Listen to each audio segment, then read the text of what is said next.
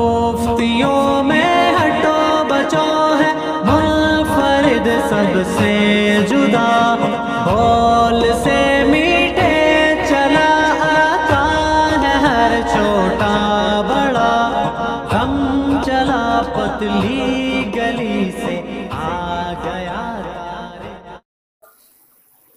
دنیا میں سب سے پاورفل جو موٹیویشن ہے نا، پتہ ہے کیا ہے؟ وہ صحبت، کسی نیک آدمی کے ساتھ رہ لو۔ اس سے زیادہ پاورفل، تبدیل کرنے والی دنیا میں کوئی چیز ہے نہیں۔ اور آج انہی بزرگوں کا مذاق اڑا اڑا کے ان کی حیثیت ہی ختم کر دی، نئے نئے جو اسکالرز مارکیٹ میں آ رہے ہیں۔ تو صحابہ کیوں بنے بھائی؟ سید الانبیاء صلی اللہ علیہ وسلم کی صحبت میں تعلیمات تو ہمارے پاس بھی ہیں، نبی کی حدیثیں ہمارے پاس بھی ہیں، نبی کا دیا ہوا قرآن آج بھی محفوظ ہے یا نہیں ہے؟ کیا خیال ہے بھائی؟ لیکن میں اور آپ میں سے کوئی ان تعلیمات کو فالو کر کے صحابی بن سکتا ہے؟ نہیں بن سکتا بھائی۔ انہوں نے نبی کی صحبت میں ٹائم گزارا ہے، وہ کیفیات پیدا ہی نہیں ہو سکتی ہماری جو صحابہ کی تھیں، ناممکن ہے۔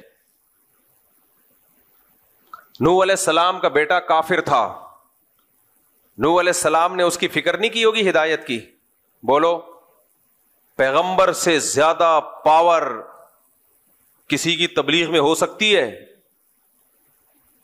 کوئی ایک پہلو بھی نوح علیہ السلام نے اپنے بیٹے کی تربیت کا چھوڑا نہیں ہوگا، کیونکہ انبیاء ہر لحاظ سے کامل ہوتے ہیں۔ اس کے باوجود کیسا بدبخت، طوفان اپنی آنکھوں سے دیکھ رہا ہے پھر بھی ایمان نہیں لے کر آیا۔ نوح علیہ السلام نے بتایا کہ اس وقت بارش ہوگی، طوفان آئے گا۔ پہلے کوئی محکمہ موسمیات والا کہ جو محکمہ یہ اتنا فعال نہیں تھا، جب بارش آنا شروع ہوئی تو یقین ہو جانا چاہیے تھا کہ میرے والد اللہ کے پیغمبر ہیں، انہوں نے بتایا تھا طوفان آئے گا، اور دیکھو آنا شروع ہو گیا۔ لیکن اپنی آنکھوں سے طوفان دیکھ رہا ہے۔ نوح علیہ السلام نے آخری بار موقع دیا، آ جا میری کشتی میں۔ کیا بھائی چلا جاتا، احتیاطاً چلا جاتا، کیا خیال ہے؟ کیا چانس تو ہے، لیکن کیسے دلوں پہ مہر لگی ہے۔ کیا کہہ رہا ہے؟ سآوی الی جبل یعصمنی من الماء، میں ان قریب پہاڑ پہ چڑھ جاؤں گا جو مجھے پانی سے بچا لے گا۔ نوح علیہ السلام نے کہا لا عاصم اليوم، آج اللہ کے عذاب سے بچانے والا کوئی بھی نہیں ہے۔ اور اسی دوران ایک بڑی لہر آئی اور اس کو ڈبو دیا اس کو۔ تو یہ کیوں نوح علیہ السلام کا بیٹا اتنا سخت دل کیوں تھا؟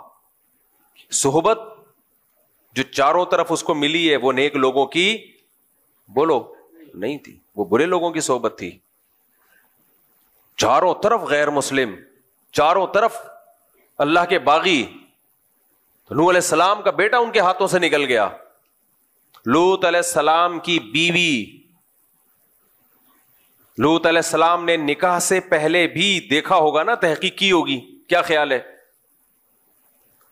یا وہی ایسے ہی نکاح کر لیا ہوگا جہاں سے بھی پیغام آیا بس نکاح کر لیا؟ کیا پیغمبر یہ غلطی کر سکتے ہیں؟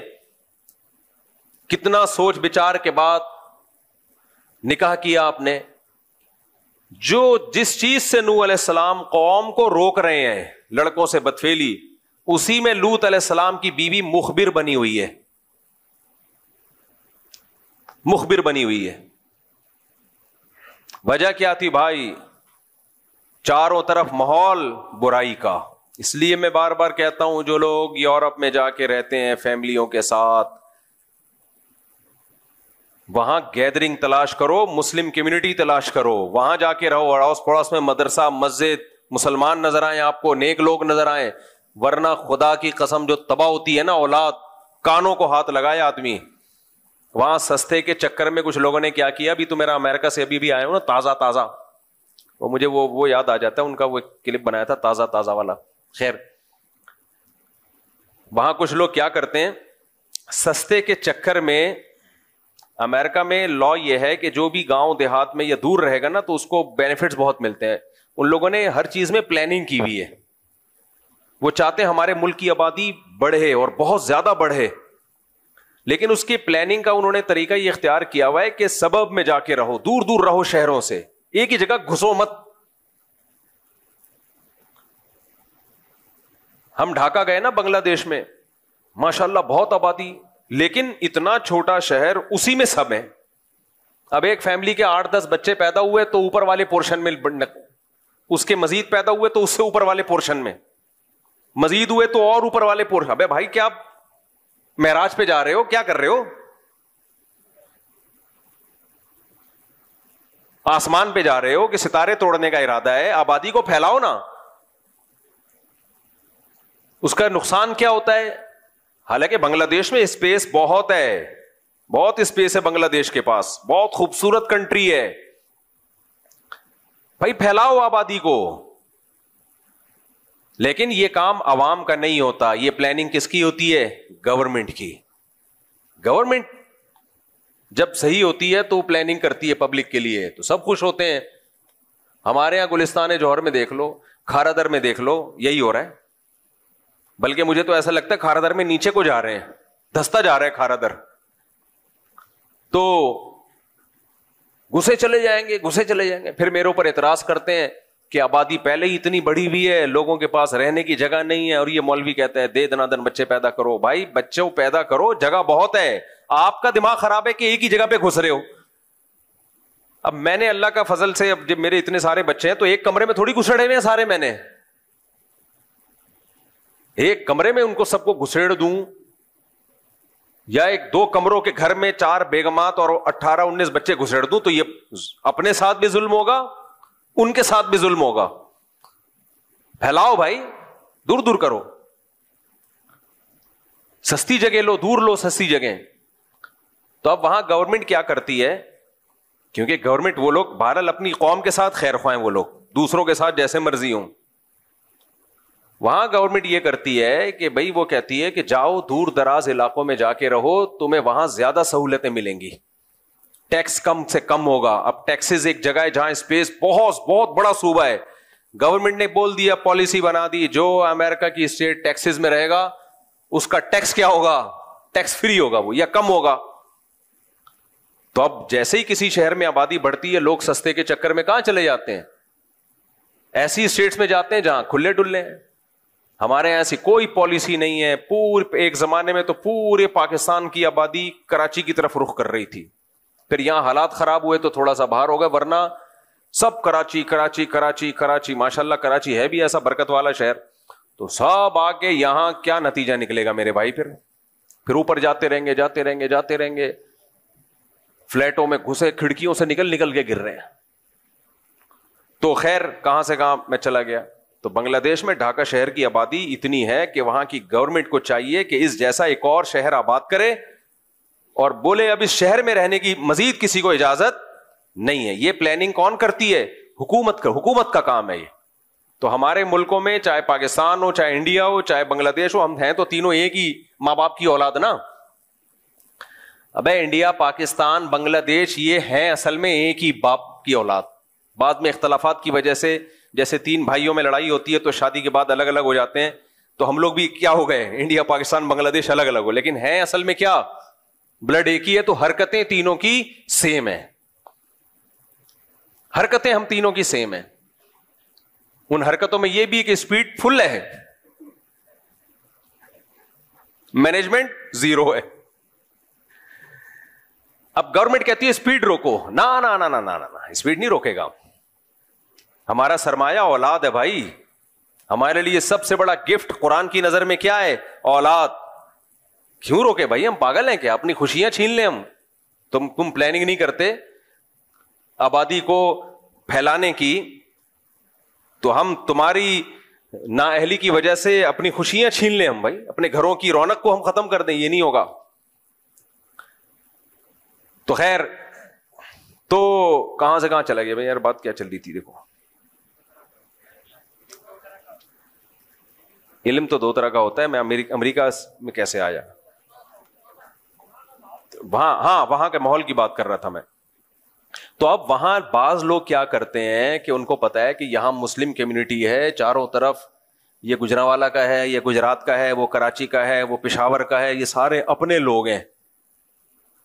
تو وہ کیا کرتے ہیں کہ کچھ بینیفٹس ان کو ملتے ہیں دور دراز علاقوں میں جا کے رہنے کے, تو سستے کے چکر میں وہ ایسی جگہوں پہ چلے, دور دراز بھی جاؤ لیکن اڑوس پڑوس میں کوئی مسجد مدرسہ تو ہو نا, یا جا کے بنا لو کم از کم.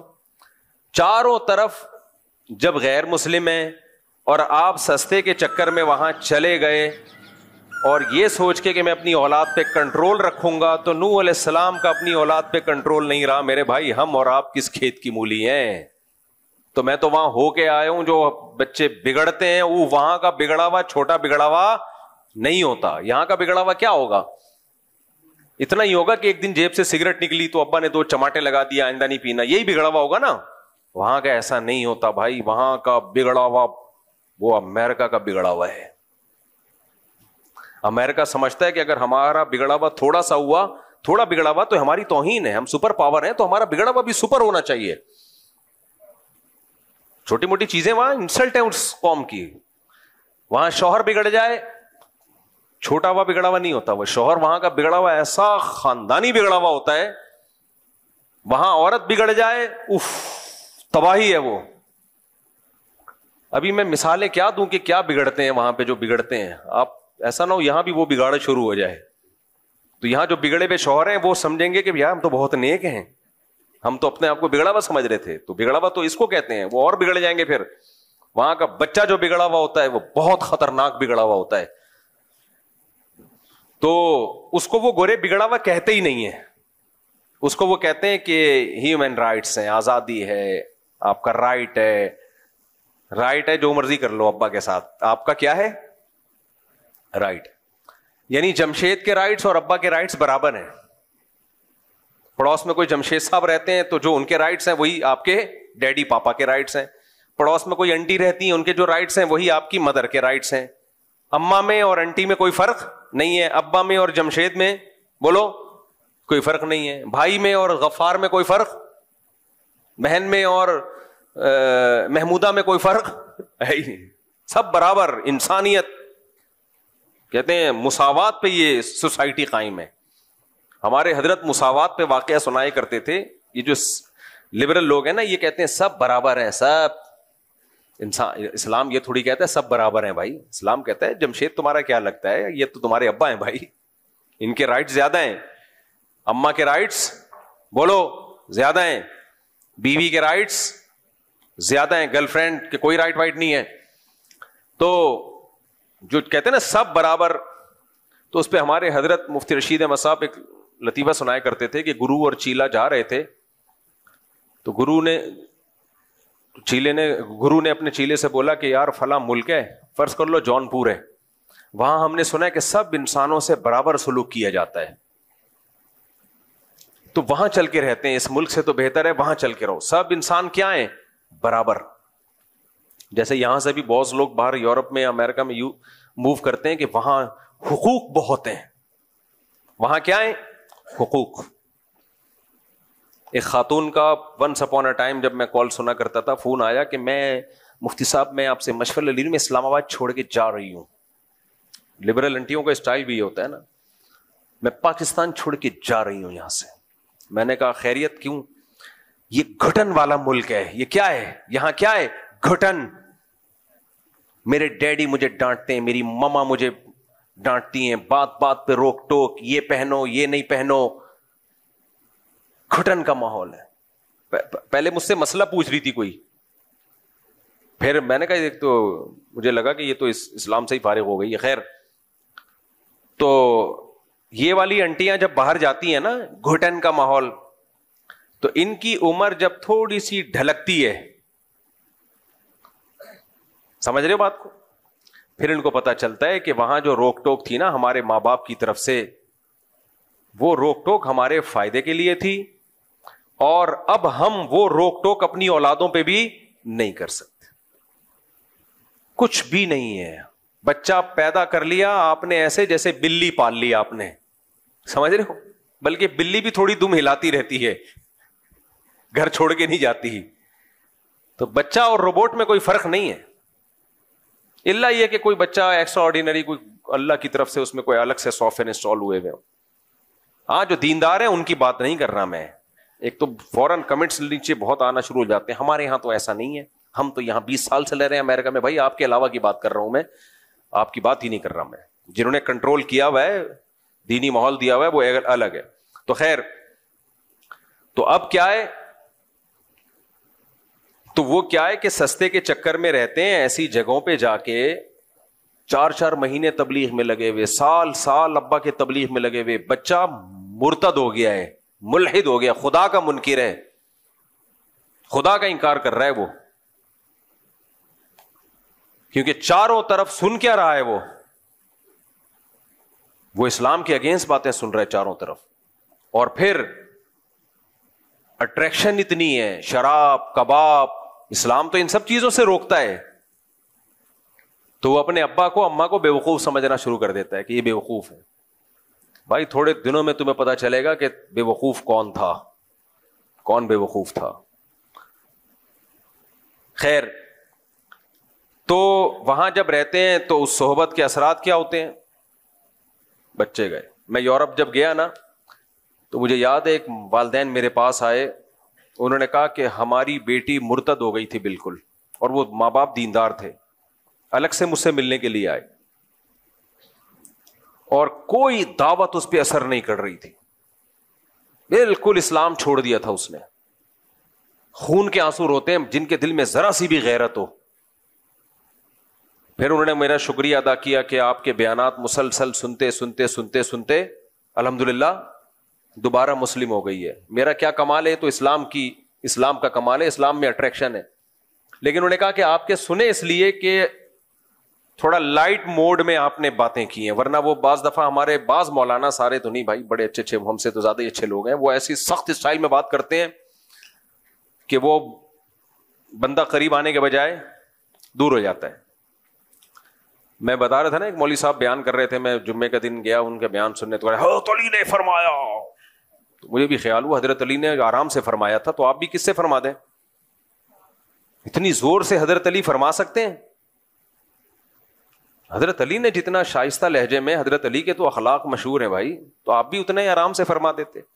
تو کبھی کبھار زور خطابت میں چیخنا چلانا بھی اچھا لگتا ہے کبھی کبھار, لیکن ٹاپک بھی ہونا وہ. تو ہمیشہ یہ جو دلائل کی بات آسان انداز سے ہی, مدلل انداز سے ہی ہونی چاہیے. خیر, تو نوح علیہ الصلوۃ والسلام, لوط علیہ السلام کی بیوی صحبت کی وجہ سے, ماحول کی وجہ سے خراب ہوئی.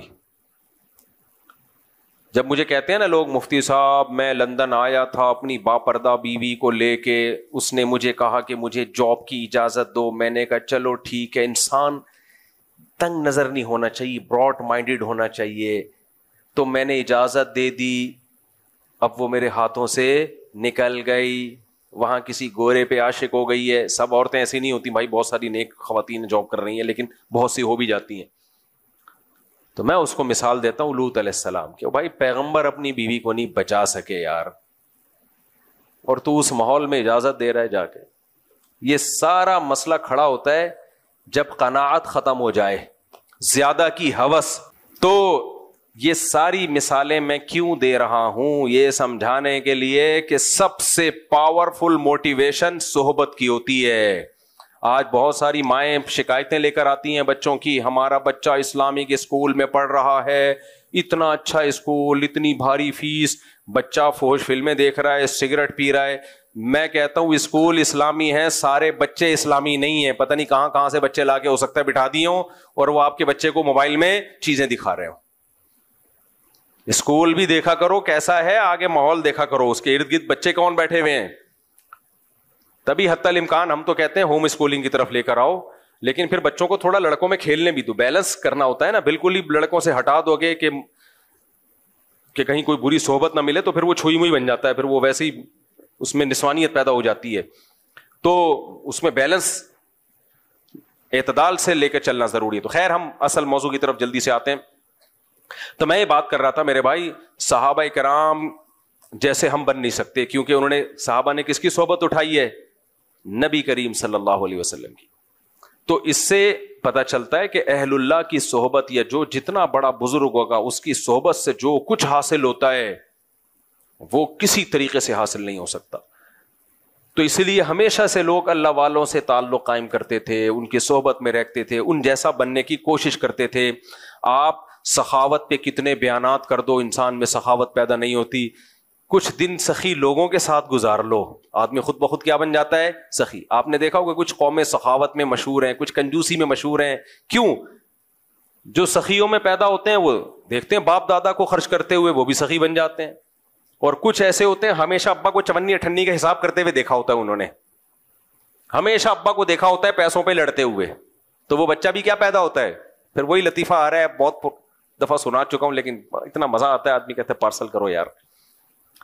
وہ ایک کنجوس آدمی تھا نا, اس کے بچے کہتے تھے ابو گھی چاہیے, دیسی گھی چاہیے, وہ لا کے نہیں دیتا تھا, پیسے ہوتے تھے پھر بھی نہیں لا کے دیتا تھا. تو ایک دن گھی کا ڈبہ لے آیا تو بچوں سے کہتا ہے کہ دیکھو باہر بھی چکنائی لگی ہوتی ہے نا, تو اندر ڈبہ نہیں کھولنا, پہلے باہر سے روٹی لگا لگا کے کھاؤ تاکہ باہر کا سارا گھی کیا ہو جائے, ختم. وہ ڈبے ہر کوکنگ آئل پہ بھی آپ نے دیکھا چکناہٹ ہوتی ہے. اور وہ بچے روزانہ, اس کے بھی بچے تھے کنجوس کے بچے, روزانہ روٹی ڈبے پہ رگڑ رگڑ کے کھا رہے ہیں. اس کو سفر پہ جانا تھا تو اس نے گھی الماری میں بند کر کے رکھ دیا کہ ایسا نہ ڈبہ کھول کے پورا ہی چٹ کر جائیں, لاک لگا دیا الماری کو. سفر کے بعد آیا اور کہنے لگا کہ بچوں گھی تو نہیں کھولا تم نے؟ انہوں نے کہا نہیں ابو, ہم الماری سے روٹی لگا لگا کے کھاتے تھے. اس نے رکھ کے ایک تھپڑ لگایا, بغیر تو کچھ دن گھی کے بغیر صبر نہیں کر سکتے تھے. اب بتاؤ جو اس ماحول میں پیدا ہوگا وہ بچے سخی بنیں گے؟ وہ اپنے بچوں کے ساتھ بھی یہی کریں گے. تو یہ گھی کا ڈبہ کئی صدیوں تک وراثت میں جائے گا, یہ کئی نسلوں تک. تو صحبت, ہاں میں یہ بتا رہا تھا کہ پہلے زمانے میں اس کی بڑی حیثیت تھی کہ کوئی پیر و مرشد ہونا چاہیے, اس سے ہم اپنی اصلاح کروائیں. لیکن جیسے کچھ شعبے چلتے ہیں تو ٹھیک ہوتے ہیں, بعد میں ان میں خرابیاں پیدا ہو جاتی ہیں. تو اب خرابی یہ پیدا ہو گئی کہ پیر و مرشد کو انسان سے اوپر کی کچھ چیز سمجھا جانے لگا ہے. پیر کا دائرہ کار دیکھو, ڈاکٹر کا دائرہ کار کیا ہوتا ہے؟ جو بیماری ہے اس کو ٹھیک کرے. ڈاکٹر سے آپ یہ مشورہ لیتے ہو کہ میں نے کہاں شادی کرنی ہے, کہاں نہیں کرنی ہے, کون سا بزنس کرنا ہے, کون سا نہیں کرنا. ڈاکٹر کہے گا ٹیکا لگا, نکل یہاں سے, نہ میرا ٹائم ضائع کر نہ اپنا ضائع کر. تو پیر و مرشد کا کام ہوتا ہے آپ کے اندر جو گناہ ہے وہ آپ سے چھڑوا دے, بس. اس سے آگے پیر کا دائرہ کار بولو نہیں ہے. حتیٰ کہ شرعی مسائل بتانا بھی اس کا کام نہیں ہے, وہ مفتیوں کا کام ہے. لیکن آج کل جو مارکیٹ میں پیر آ رہے ہیں, میجورٹی, سب نہیں, بہت سے اچھے بھی ہیں الحمدللہ, میجورٹی کیا ہے, وہ پیر کم اور اس کو معاذ اللہ پیغمبر سے بھی اونچا درجہ دے دیا ہے.